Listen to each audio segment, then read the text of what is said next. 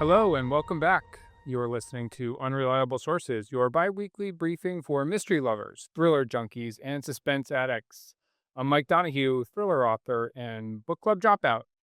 Let's get into it. On today's show, we're unpacking the biggest news from the London Book Fair, including a major thriller deal with some serious Hollywood muscle. We'll also dig into a cautionary tale every writer needs to hear about a scammer who spends 6 weeks impersonating a thriller author. And then we'll check out BookRiot's list that might be worth bookmarking for those days when the TBR starts running a bit low, as if that ever happens.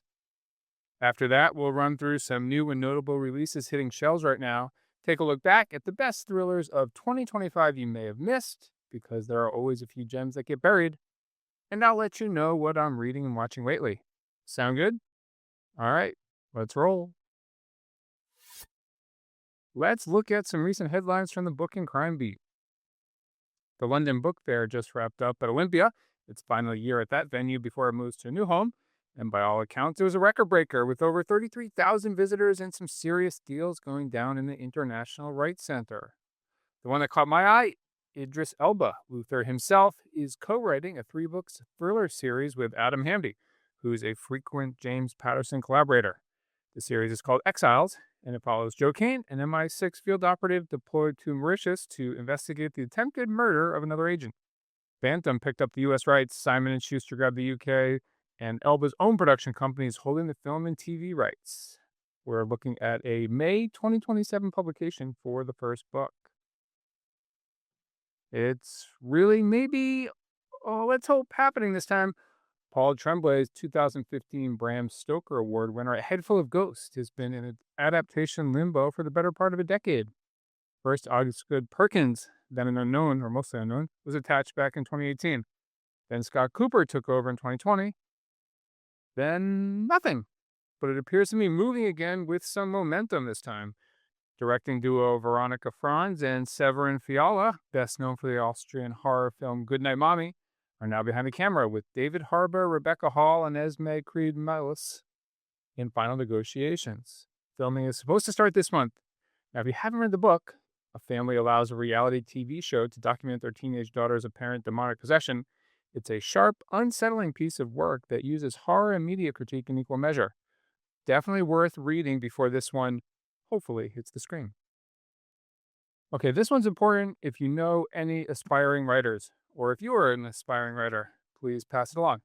Over at the Big Thrill, best-selling thriller author John Mars documented how a scammer spent 6 full weeks impersonating him via Gmail, sending dozens of long, articulate emails to an Australian author, claiming to have discovered her memoir and wanting to help it reach a wider audience. The fake John Mars then introduced a second impersonator posing as a real publicist that Mars had worked with years earlier. That was easily verifiable by a quick Google search. This second impersonator eventually requested 5,800 Austrian dollars for a 4-month-long marketing campaign. Thankfully, the author reached out to Mars directly before any money changed hands. The New York Times had a similar story recently, and Ruth Ware has also reported scams running in her name. Mars' message is simple and worth repeating. If an established author contacts you out of the blue through a channel you can't verify, it's not them. The link to Mars' full piece in the show notes. Read it, share it. And finally, on a lighter note, BookRiot has published their list of the best mystery and thriller books of the century so far.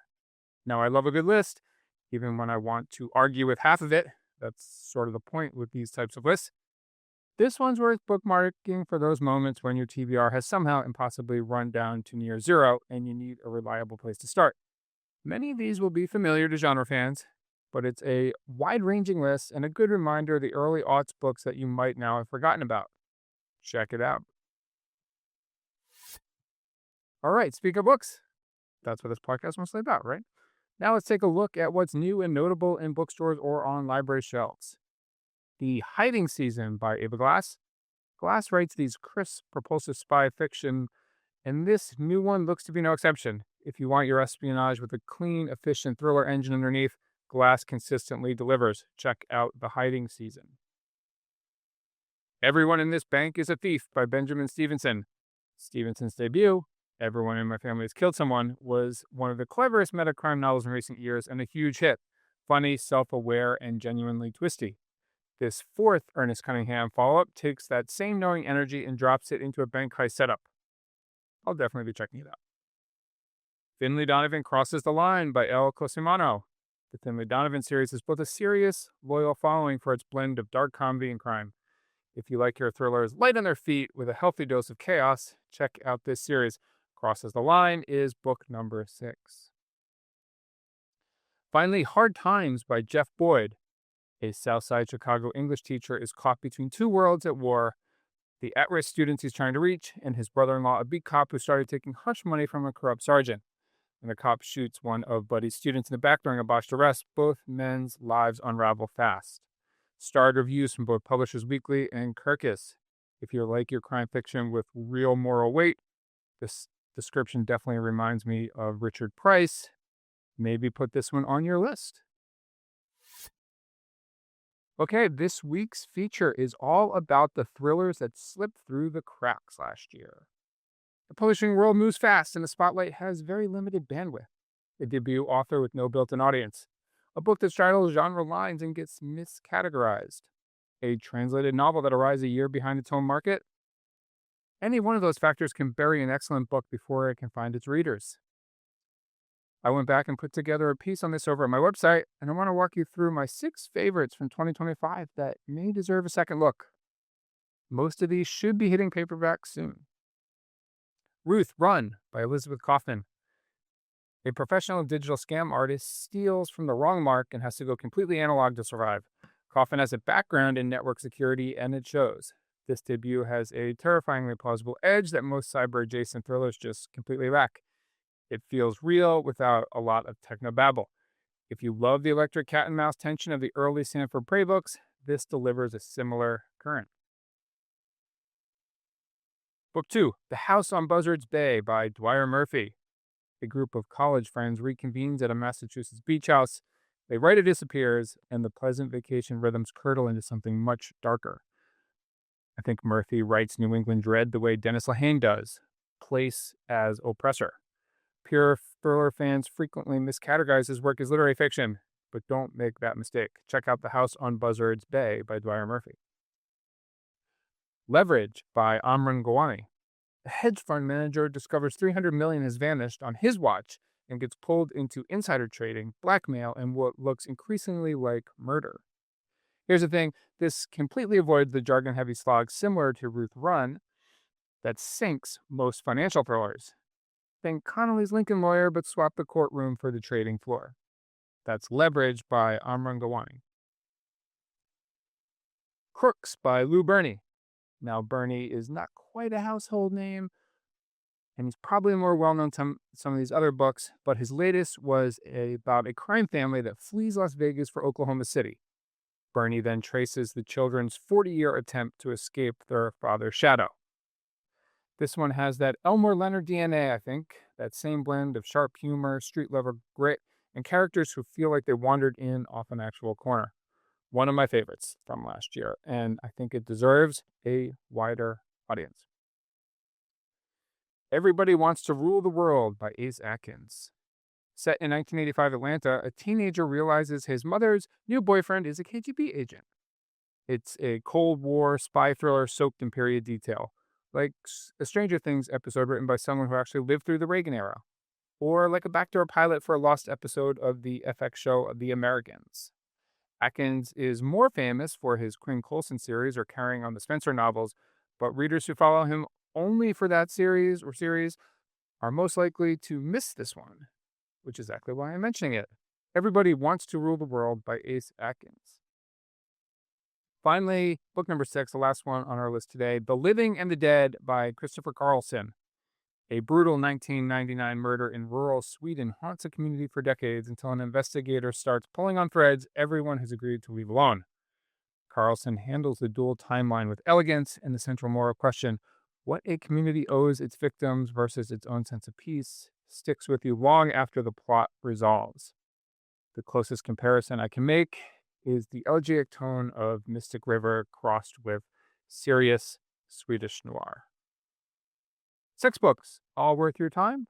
All the links in the show notes. All right, let's wrap up with what I've been reading and watching. Right now, I'm reading Nick Petrie's 9th Peter Ash thriller, Dark Times. I've said this before, and I'll say it again. This is my favorite Reacher-like book series. Full stop. I should probably be on Petrie's payroll at this point. I pressed The Drifter, book 1 of the Peter Ash series, into so many people's hands that I've essentially become an unpaid street team. 9 books in, and Petrie hasn't let me down once. If you haven't started this series, please try to fix that. On audio, I'm listening to The Guilty Sleep by Jeremy Baker. This one's also sort of a quiet book that probably deserves a wider audience, or an author who I think is going to make bigger waves in the future. It's a thriller about an Afghan vet stateside who can't shake his war trauma. I think, now that sounds like a cliche. There are enough books in this space now that it's basically its own subgenre, the combat vet unraveling at home. And not all of them earn the weight of the subject matter. But trust me, this one does. Baker writes it with real psychological honesty. If this kind of character study wrapped in a thriller appeals to you, it's a strong entry. Check it out. The Guilty Sleep by Jeremy Baker. On TV, I recently finished War Machine on Netflix, like apparently every other dad in the world. Look, it's exactly what it is. Predator, crossed with some alien invasion, a little war thriller, a little Western. It hits every expected beat like a good genre movie. They try to inject some backstory and characterization into it, and, it's fine. But the movie, I think, is at its best when it's going full throttle action. It's a great plane show or a great mid-afternoon laundry folding show. You're not going to be thinking about it 10 minutes after it's over, and honestly, sometimes that's exactly what you need. All right, that's a wrap for episode 18. Let me leave you with this week's question. Going back to that BookRiot list of the best mysteries and thrills of the century so far. I have opinions. Do you? What's the one book you'd fight to get on that list? Or fight to kick off it? You can email me at mike@MikeDonohueBooks or find me on Blue Sky at MikeDMystery. This has been Unreliable Sources. I'm Mike Donohue. Thanks for listening. Until next time, stay sharp, follow the clues, and don't trust anyone who skips to the end.